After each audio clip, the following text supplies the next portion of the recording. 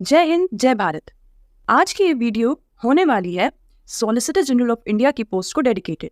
इससे पिछली वीडियो में मैंने आपसे अटॉर्नी जनरल फॉर इंडिया की पोस्ट को डिटेल में डिस्कस किया था। आज की वीडियो स्टार्ट करने से पहले मैं आपसे बहुत ही सिंपल क्वेश्चन पूछने वाली हूँ, और जो कि इन दोनों पोस्ट के बीच का मेन डिफरेंस है। क्या आप बता सकते हैं कि सॉलिसिटर जनरल ऑफ इंडिया की पोस्ट कॉन्स्टिट्यूशन के कौन से आर्टिकल में गारंटीड है? नहीं? तो आज जान लीजिए, सॉलिसिटर जनरल की पोस्ट कॉन्स्टिट्यूशन के किसी भी आर्टिकल में गारंटीड नहीं है, क्योंकि ये अटॉर्नी जनरल की पोस्ट की तरह एक कॉन्स्टिट्यूशनल नहीं बल्कि एक स्टैट्यूटरी पोस्ट है, जो law officers conditions of service rules 1987 के अंडर गारंटीड है। ये रूल्स कॉन्स्टिट्यूशन के आर्टिकल 309 रेड विद आर्टिकल 76 के तहत प्रेसिडेंट ऑफ इंडिया को मिली पावर को ध्यान में रखते हुए बनाए गए हैं। इन रूल्स को डिटेल में जानने के लिए आप मेरी अटॉर्नी जनरल वाली वीडियो देख सकते हैं। अटॉर्नी जनरल के बाद सॉलिसिटर जनरल इंडिया के सेकंड हाईएस्ट लॉ ऑफिसर हैं। ये अटॉर्नी जनरल को असिस्ट करते हैं और इन्हें एडिशनल सॉलिसिटर जनरल्स असिस्ट करते हैं। Law officers condition of service rules 1987, जिनको फर्दर मैं इस वीडियो में अब लॉ ऑफिसर्स रूल्स कहूंगी, के रूल 2 के पार्ट डी में लॉ ऑफिसर की डेफिनेशन दी हुई है, जिसके अकॉर्डिंग लॉ ऑफिसर में अटॉर्नी जनरल, सॉलिसिटर जनरल और एडिशनल सॉलिसिटर जनरल्स आते हैं। सो हम इन्हें सेंट्रल गवर्नमेंट की लॉ ऑफिसर्स की एक टीम मान सकते हैं।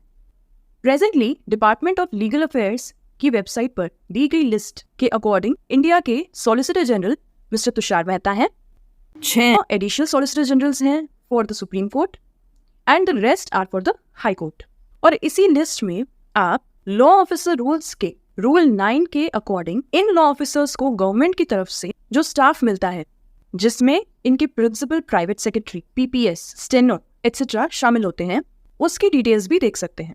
हाई कोर्ट्स और अदर बेंच के वर्कलोड डिस्ट्रीब्यूशन के लिए एडिशनल सॉलिसिटर जनरल्स को असिस्ट करने के लिए असिस्टेंट सॉलिसिटर जनरल्स भी अपॉइंट किए जाते हैं।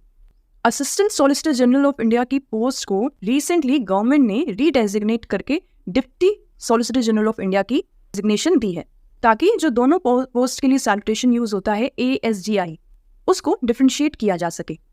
एडिशनल के लिए A यूज हो जाएगा और डिप्टी के लिए D। इनकी लिस्ट भी आप डिपार्टमेंट ऑफ लीगल अफेयर्स की वेबसाइट पर देख सकते हैं।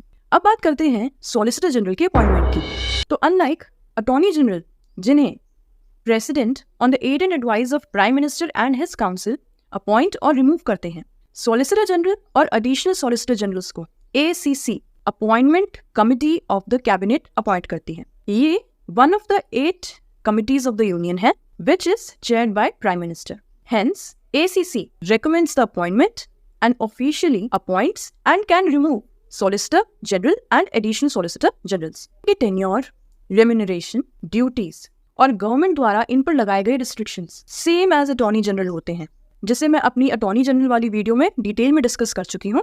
सो you can go and watch that. उसमें मैंने और भी कई टॉपिक्स, रिटेनर क्या होता है और रिटेनर फीस 2015 के अमेंडमेंट के बाद कितनी हो गई है, ये सब जानने के लिए आप उस वीडियो को देख सकते हैं। In addition to the duties like the attorney general, solicitor general के पास भी 2 की पावर्स हैं। फर्स्ट इज ही और she can grant consent to initiate the proceedings of criminal contempt of court against any person if approached, section 15 of Contempt of Courts Act 1971, and he or she has the right of pre-audience over all other advocates except Attorney General, of course, section 23 Advocates Act 1961। Again in दोनों act की इन sections को भी हम detail में पिछली video में discuss कर चुके हैं, सो उसे भी मैं यहाँ स्किप कर दूंगी। And yes, the main difference, solicitor general does not have the right concerning his participation in parliament, unlike the attorney general, to whom Article 88 of the Indian Constitution gives the concerned right, which has been discussed in the previous video. So I hope Solicitor General of India की post आपको clearly समझ में आ गई है। एक बार आप attorney general of India वाली video को भी अच्छे से देख लीजिएगा, उसके बाद आपको सॉलिसिटर जनरल ऑफ इंडिया की पोस्ट को समझने में कोई परेशानी नहीं होगी।